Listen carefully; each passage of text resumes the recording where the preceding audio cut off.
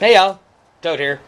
Alright, what you're looking at is a big collection of clamps.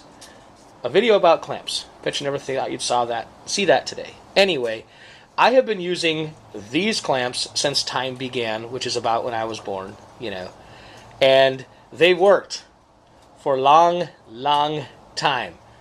And over the years I've collected a bunch from doing different salvage. But now we have something new. Let's go see the new thing. Alright, so I'm going to introduce the progeny. He's holding the new style. Bring it up closer to the camera so people can see it. Look at that. There's that new style of clamp as opposed to the old style we showed you in the box. And why don't you demonstrate progress?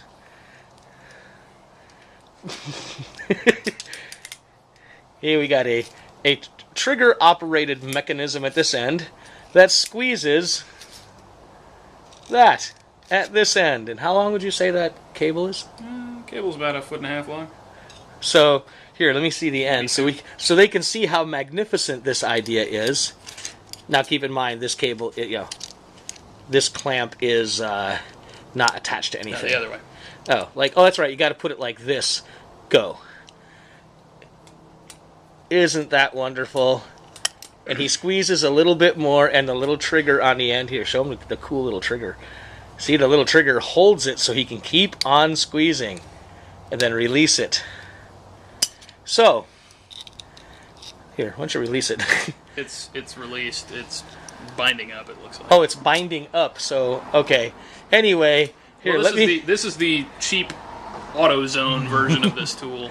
Okay, so I guess the point is, I think this is a wonderful piece of technology that was designed to make something that was a very bad piece of technology even more difficult to take on and off. Well, this tool at least makes it workable. Okay, so it makes it possible to use the clamps that should never have replaced the clamps that worked for, I don't know, 50 years? Because I know, and yeah, I'm picking on him a little bit because he's the younger generation. And you're assuming that I approve. I drive a newer car. That doesn't mean I fucking like it. These work, Every once in a while, I think that people get a little overzealous with change. Because, I'm sure there's some engineer out there that's going to say, well, when you screw this part in, the clamping force is only exerted on 2/3 of the circumference of the clamp. Well, whereas these new clamps, when you open them up, it looks like the clamping force is distributed more evenly amongst the entire... I don't think it's that so much as these are self-tightening, and I guess they don't have the little grooves that the screws bite into, which could eat into your hose. But they also make versions of that are not fully... The grooves aren't fully cut, so you don't have to worry about that.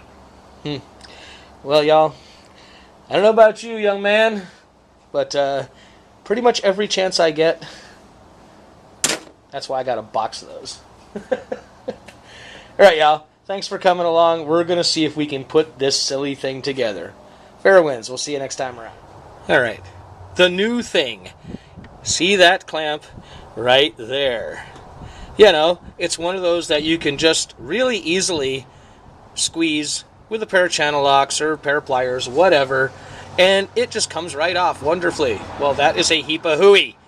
Because when the clamp is way down in a location like that, you know what? You can't do that. So instead of going back to, clamps that, work? Is that the way you'd put that? That work? Oh no, let's show you what progress looks like.